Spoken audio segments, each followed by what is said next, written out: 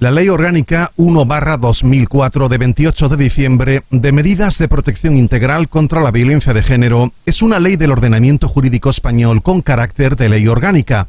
La exposición de motivos de esta ley manifiesta que la violencia de género se trata de una violencia que se dirige sobre las mujeres por el hecho mismo de serlo, por ser consideradas por sus agresores carentes de los derechos mínimos de libertad, respeto y capacidad de decisión. La ley abarca aspectos preventivos, educativos, sociales, asistenciales, sanitarios y penales e implica a 7 ministerios como son Educación, Justicia, Interior, Trabajo y Asuntos Sociales, Sanidad, Administraciones Públicas y Economía. Fue aprobada por unanimidad con todos los votos a favor en el Congreso de los Diputados, convirtiéndose en la primera ley integral contra la violencia de género en Europa. Bien, pues hoy precisamente en Radio Materialista analizaremos las cuestiones derivadas de esta ley orgánica, así como la llamada ideología de género. Para ello contamos con varios invitados. Vamos a dividir entonces el programa en 2 partes. De una parte estará la entrevista y ya mañana grabaremos la otra parte, la de la tertulia. Comenzamos precisamente con la entrevista a un especialista en Derecho, Víctor Martínez Patón, director del Departamento de Derecho Penal de Patón y Asociados, el primer despacho precisamente especializado, según nos comentan allí, en la defensa de hombres maltratados. Es doctor internacional en Derecho por la Universidad Autónoma de Madrid y doctor europeo en Ciencias Criminales por la Universidad de París-Nanterre. Es también asiduo colaborador de más que colaborador, es investigador asociado de la Fundación Gustavo Bueno, también conferenciante en diversas universidades e instituciones, presidente del Centro de Investigaciones de Historia y Estadística del Fútbol Español, en fin, muchas más cosas que completan un interminable currículum. Víctor, bienvenido a Radio Materialista. ¿Qué tal, Marcos? Buenas tardes, hombre. Bien, pues vamos a ir con la primera cuestión. Bien, la llamada violencia de género, esta ley llamada así de violencia de género, según algunos, dicen que discrimina a los hombres heterosexuales por razón de sexo en el caso de una acumulación de denuncias por causas leves. Se afirma entonces que contradice el artículo 14 de la Constitución, que establece precisamente el principio de igualdad, sin ningún tipo de discriminación por razón de sexo. Sin embargo, hay otros expertos que creen que no hay aquí ninguna discriminación. Bueno, pues voy a pedirte, Víctor, que nos hagas una valoración jurídica de esta ley y sus posibles problemas o consecuencias. Bueno, a ver, Marcos, mira, lo primero que estaba pensando cuando escuchaba tu pregunta, o tu enunciado prácticamente, es que hay tantas posibles respuestas a esa pregunta que te diría que ahí está precisamente la dificultad, ¿no? Lo que ocurre es que al final tú cerrabas un poco la pregunta y decías, haz un análisis jurídico. Entonces, bueno, si yo me limito a hacer un análisis jurídico, ahí me lo pones sencillo, ¿no? Lo primero es que habría que señalar que la ley integral se llama integral precisamente porque abarca diversos planos, ¿no? Diversos ámbitos. Tú citabas hasta 7 ministerios, ¿no? Y claro, nosotros estaríamos hablando siempre, o tú estarías centrando la pregunta en una parte muy muy concreta de la ley, muy específica, que es la relativa a los artículos que modifican el Código Penal, ¿no? Concretamente, bueno, pues los relativos a 3 cosas, que son a 3 delitos, que son los lesiones, maltrato de obra, amenazas y coacciones, ¿no? Donde se afirma, y esto se afirma sin ningún género de dudas correctamente, que se establece una asimetría penal en la medida en la que son penas distintas si el hecho es cometido por un hombre o por una mujer en determinadas circunstancias, que como sabemos pues son los de que haya existido una relación o que siga existiendo, por supuesto, de tipo afectivo, ¿no? Haya habido convivencia o no, haya habido matrimonio o no. Pero bueno, esto hasta ahora no he hecho nada más que describirlo. El análisis que me pedías, si estamos en el plano estrictamente jurídico, yo lo que tendría que decirte es que esta ley en absoluto vulnera el artículo 14 de la Constitución. El artículo 14 es el que recoge el derecho fundamental a la igualdad, ¿no?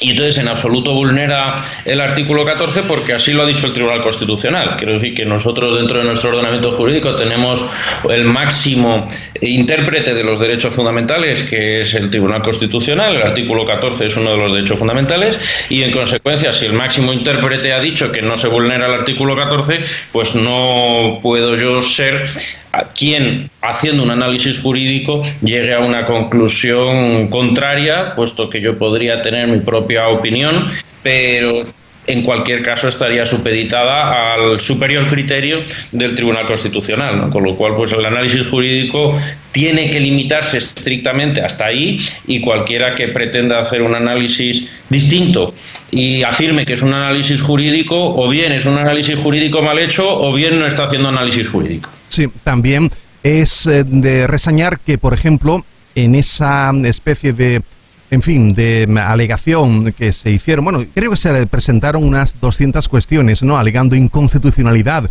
por presunta vulneración del derecho a la igualdad, pero, bueno, pues tampoco hubo unanimidad, ¿no?, en los magistrados. Parece que, bueno, hubo 7 que votaron a favor de la constitucionalidad y otros 5 que dijeron que no. Tampoco hubo, no hubo ninguna unanimidad. Ya sabes que precisamente el Tribunal Constitucional, cada vez que se enfrenta a una cuestión delicada, pues nunca resuelve por unanimidad, como es lógico, Quiero decir que en ocasiones se resuelve, y en ocasiones muy importantes se ha resuelto por el voto de calidad del presidente, con lo cual un 7-5 sí, efectivamente es un resultado muy ajustado, pero no tiene nada de raro que los magistrados del Constitucional resuelvan con resultados ajustados, ¿no? Vamos ahora al asunto de las denuncias falsas, ¿no? Según la memoria de la Fiscalía General, entre 2009 y 2016 se contabilizaron, leo por aquí, 1.055.912 denuncias por agresiones machistas. De este cómputo total, en 79 casos se probó y se ejecutó una condena por denuncia falsa, una cifra que representa, pues aquí tengo precisamente los datos, el 0,0075%. Según la memoria, en estos 8 años se investigaron solo 194 casos por un delito de acusación y denuncia falsa, un dato que, bueno, pues consideran que es un escasísimo porcentaje, ya que supone el 0,18% del total. Hay, sí, mucha controversia, ¿no?, en estas cifras. ¿Cuál es tu opinión al respecto como abogado, que, en fin, que en algunas ocasiones, pues, habrás tenido que lidiar algún caso así? Sí, bueno, pero mira, ahí te diría que la opinión que yo te puedo dar, más que como abogado, es decir, como practicante, ¿no?, del derecho, es más como jurista, como profesor, si quieres, ¿no? A ver, el problema fundamental que hay ahí es, en primer lugar, es una extraña polarización social que te reconozco que después de darle muchas vueltas no consigo entender, ¿eh? Es decir, que no entiendo por qué tiene que haber una polarización social ante esto, cuando yo creo que resulta unánime, incluso en aquellos que defienden una posición y también en las que defienden lo contrario, es unánime que esto es un problema objetivo que tiene la sociedad española, pero no me refiero tanto a la violencia solamente sobre las mujeres, sino todo tipo de violencia que ocurre en el entorno familiar y que es una consecuencia directa, pues, de la evolución de lo que ahora llaman modelos de familia, ¿no? Incluso podríamos decir de la creación de nuevos modelos de familia o de la alteración del concepto de familia, ¿no? Esto es un problema objetivo y en consecuencia parece un poco raro que no se pueda hablar de forma objetiva, o sobre todo sin introducir una serie de elementos subjetivos y emocionales que necesariamente distorsionan el debate. ¿Cuál es la cuestión con las denuncias falsas? Pues mira, lo primero es que hay dos conceptos de denuncia falsa, ¿no? Es decir, el término denuncia falsa no es un término unívoco, sino es un término análogo, y como alguna vez recuerdo yo que explicaba el profesor Bueno, pues cuando un término análogo se interpreta como unívoco, quien así lo hace lo convierte en equívoco, Y entonces, pues como unos y otros utilizan esto como si fuera unívoco, pues efectivamente se generan equívocos, ¿no? Equívocos, es decir, equivocaciones, errores. ¿Dónde está la cuestión? Denuncia falsa en el Código Penal tiene un contenido, ¿no? En el Código Penal me refiero en el ámbito del derecho penal, que es como cualquier otro delito, pues es todo aquel que se ha conseguido demostrar, ¿no? Es decir, que no existe mientras no se haya demostrado. Igual que hay que demostrar un delito de violencia sobre la mujer, pues hay que demostrar un delito de denuncia falsa, ¿no? Y muchas veces hay delitos de violencia sobre la mujer que quedan impunes a pesar de que hayan existido, no porque la denuncia sea falsa, sino sencillamente porque no hay pruebas. De la misma forma, hay delitos de denuncia falsa realmente cometidos que quedan impunes por falta de pruebas, ¿no?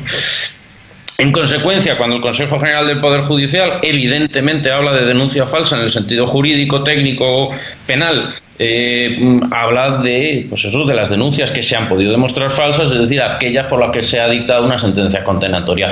¿Cuántas hay? Pues muy pocas, efectivamente, poquísimas, pero por la dificultad intrínseca de demostrar, en principio, cualquier delito, pero desde luego un delito que ha tenido lugar pues en un ámbito muy cerrado y en el que casi por naturaleza no va a haber pruebas, casi por naturaleza no va a haber pruebas de aquello que se quiera denunciar. En consecuencia, si efectivamente ha habido una acusación, una denuncia que es de un contenido radicalmente falso, pero está medianamente bien pensada, pues esa denuncia falsa quedará siempre impune porque no va a haber manera de poder demostrarlo, ¿no? Quiero decir, pues si hay dos personas que están reunidas en una habitación y una dice que ha ocurrido una cosa y la otra dice que ha ocurrido tal otra, pues efectivamente lo más probable es que no haya pruebas de ninguna de las dos versiones y en consecuencia, si hay alguien que ha denunciado algo que no es cierto, pues el otro podrá aspirar como mucho a una absolución, pero no podrá aspirar razonablemente a que el otro sea condenado por denuncia falsa.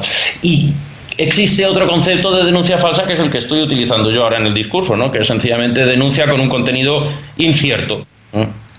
Y claro, esos, como estoy ahora explicando, pues en muchas ocasiones no es que no den lugar a una condena, es que no van a poder dar lugar a la incoación siquiera de un procedimiento penal. Con lo cual, ¿qué ocurre? Que son dos conceptos completamente distintos y que se utilizan equívocamente.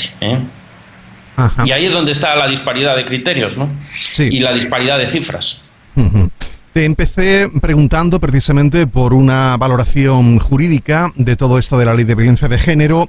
Ahora te voy a pedir, como también eres una persona que conoce precisamente pues la filosofía materialista del materialismo filosófico, te voy a pedir una valoración, vamos a decir, más filosófica de lo que es en sí la ideología de género. ¿Qué opinión te merece? Bueno, me parece un disparate, Me parece un disparate, ¿no?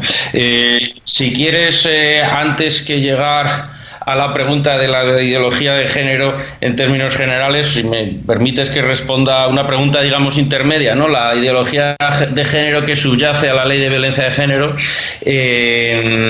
porque ni siquiera es exactamente igual, Es decir, que la ideología de género plantearía en términos generales, pues eso, pues la desigualdad entre géneros, pues una especie de lucha algo así como la lucha de clases, pero en vez de clases sociales, pues clases sexuales, ¿no? Pero fíjate que la ley de violencia de género introduce una versión muy reducida de lo que sería esa ideología de género, en la medida en la que, aunque hable de una violencia que se ejerce sobre las mujeres por parte de un hombre por el hecho de ser mujeres, sin embargo, limita su ámbito de aplicación a la que tiene lugar en las relaciones conyugales, ¿no? Conyugales o vamos, quiero decir, matrimoniales o de pareja, ¿no? Con lo cual hay un entendimiento mucho más restrictivo de esa ideología y de hecho hay colectivos feministas que creo que con toda razón dicen que habría que extender la utilización, vamos, de la violencia de género a otras relaciones de hombre o mujer. Digo con toda razón si se acepta el principio que es la ideología de género. O sea, lo que no tiene sentido ninguno es como está ahora, que se acepta el principio, hasta se le da el nombre de ideología de género, de ley de violencia de género, y sin embargo está muy limitado a un conjunto de relaciones que son en realidad familiares, ¿no? Yo por supuesto que niego la mayor y no existe la lucha de géneros ni nada parecido, pero lo que no tiene sentido es que una vez que se acepta, que haya una aplicación tan limitada. Y te decía, en cuanto al análisis que se puede hacer, precisamente en la medida en la que no existe tal lucha de géneros y no tiene el menor sentido, pues una ley que reconozca que existe tal lucha de géneros, pues por necesidad va a ser una ley injusta, ¿no? una ley corrupta, una ley corrupta, y en consecuencia también lo son las consecuencias, ¿no? También lo son las consecuencias, puesto que así son los presupuestos. Quiero decirte que el Tribunal Constitucional, cuando yo decía antes en un análisis jurídico, necesariamente tenemos que reconocer que es una ley constitucional, porque lo ha dicho el Tribunal Constitucional, ahí no hay más que se pueda decir, ¿no? Pero claro, el Tribunal Constitucional no es un legislador, esencialmente en el extremo un legislador negativo, y en consecuencia, pues si el legislador tiene interés en introducir una serie de principios, pues el Constitucional los respeta, ¿no? Porque no tiene otra, Y lo que ocurre es que si nosotros ahora en un análisis de tipo más filosófico estamos dispuestos a no aceptar esos principios, el contenido de la ley es profundamente inconstitucional y, si quieres decirlo así, hasta ahistórico, ¿no? O contraevolutivo, porque precisamente si alguna evolución histórica puede identificarse en el derecho penal, es que progresivamente se ha ido prescindiendo de características que se identificaban secundarias, ¿no?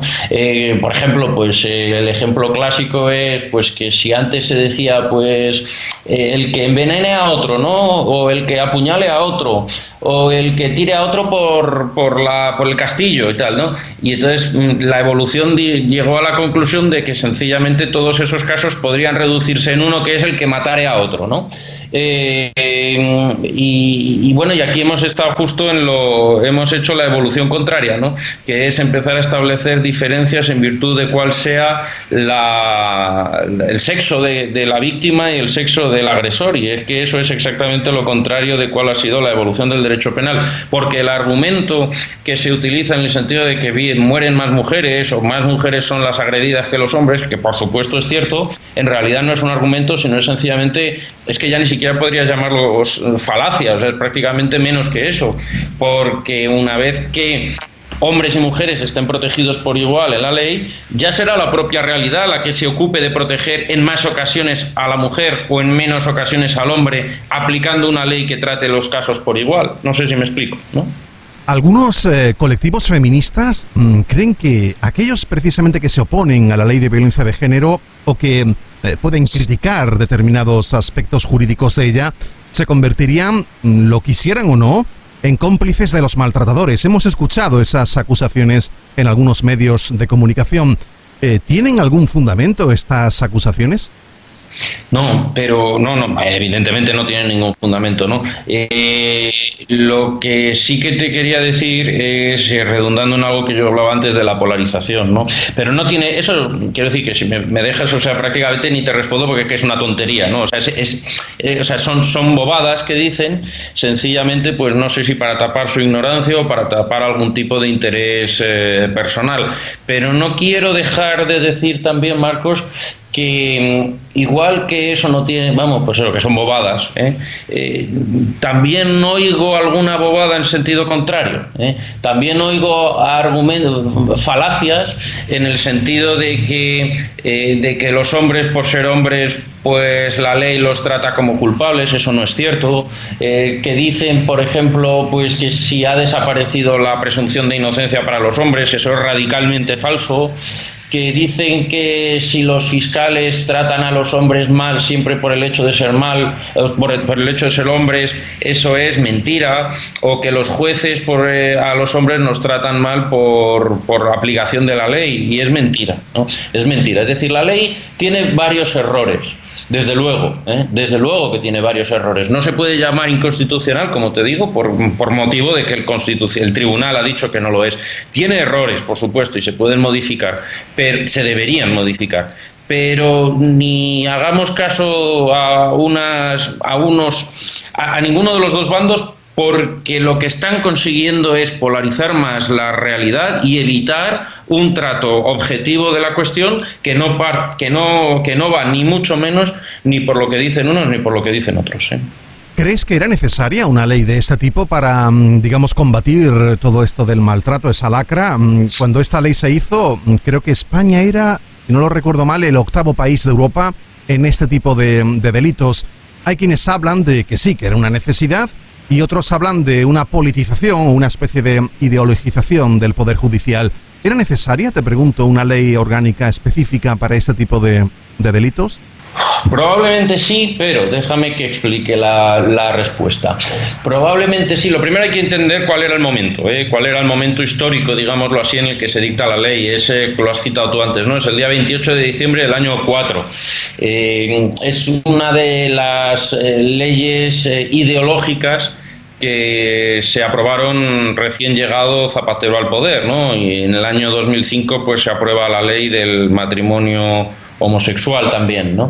En ese sentido, si me preguntas, o incluso mucho más adelante, no recuerdo el año, pero pues la ley de memoria histórica, ¿no? Podríamos ponerle el trípode, ¿no?, de las leyes ideológicas de Zapatero en esas tres.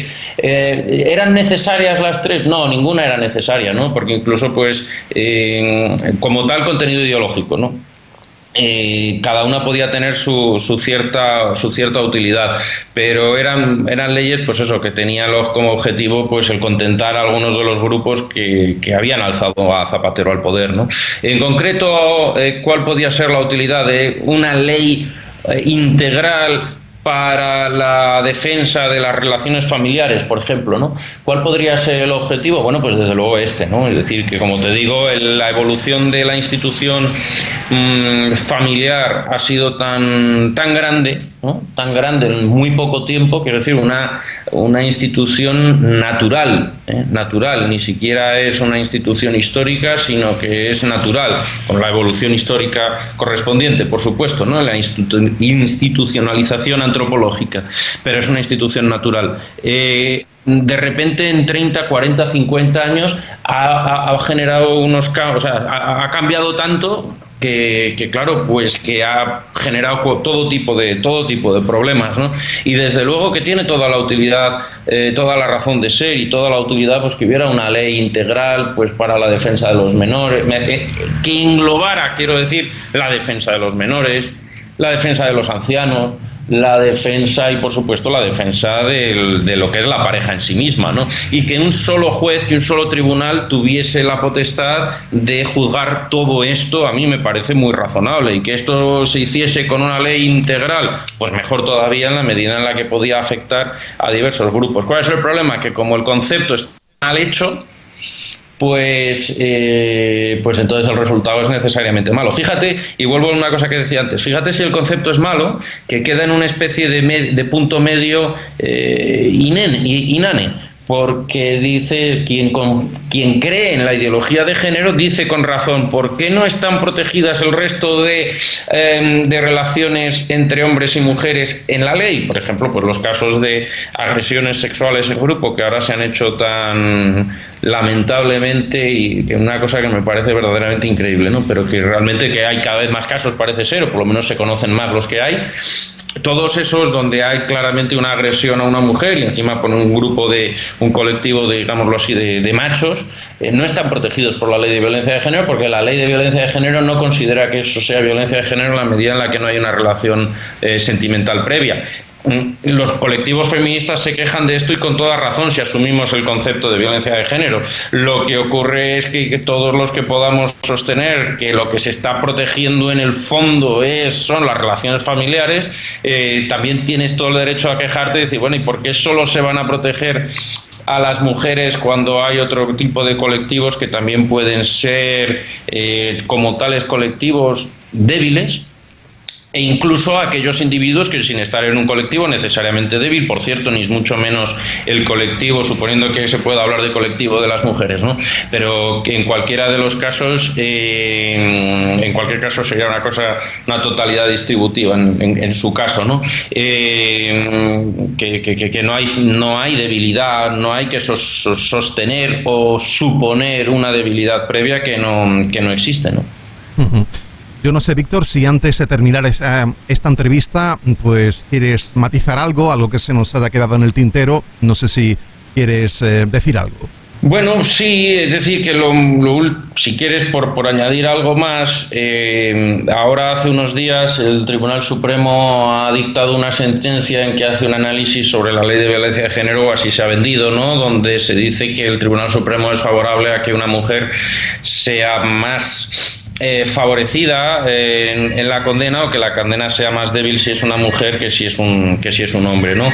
Este tipo de interpretaciones son completamente confundidas por quienes así las hacen, en la medida que lo único que ha hecho el Tribunal Supremo es hacer un análisis de la ley y decir que la ley es lo que dice, y que como tal Tribunal Supremo pues no tiene potestad para sostener algo contrario a lo que dice la ley, ni mucho menos es que el Tribunal Supremo haya amparado una desigualdad penológica, sino que sencillamente lo que ha hecho el Tribunal Supremo es constatar que tal cosa existe. En mi opinión, esta desigualdad penológica no debería existir. Las consecuencias de esta desigualdad penológica son graves. Pueden serlo. ¿Son graves en todo caso? En absoluto. ¿Hay colectivos que exageran la trascendencia práctica de esta desigualdad? Desde luego. ¿Hay colectivos que la minimizan hasta el punto de engañar? También. Que es un disparate, en definitiva, y con eso, si me permites, pues termino. El establecer bandos en algo que verdaderamente es un problema de todos, y que quien lo oculta o quien lo pretende ocultar está engañando, y quien pretende decir que es tan importante como para que haya que insistir en las políticas de género, pues sencillamente no ha entendido que el problema jamás se va a poder resolver si no entendemos cuál es realmente el problema, ¿no? Y que desde luego no pasa por una supuesta desigualdad histórica o ancestral entre hombres y mujeres, que o sea, lo primero, que no existe, pero que lo segundo, en caso de que hubiera sido así, desde luego que yo como individuo no tengo por qué ser condenado por una desigualdad milenaria, ¿no? Porque como dice, pero es que como nuestros abuelos ya tal, pues nosotros ahora, no, hombre, no. En el derecho penal hace tiempo que la familia, que uno no es condenado por lo que hicieron sus familiares, sino solamente por lo que hace uno mismo, ¿no? Pues nada, Víctor, muy agradecido por tu presencia aquí, y mañana vamos a continuar precisamente con la grabación de la parte de la tertulia de este programa, y vamos a ver qué es lo que opinan nuestros oyentes. De momento, esta entrevista nos ha aportado unos datos importantísimos para precisamente encauzar mejor una crítica, o por lo menos para entender mejor todo esto de la violencia, o de la ley de la violencia de género y de la ideología de género. Muy agradecido, Víctor, y hasta otra. Venga, gracias, Marcos.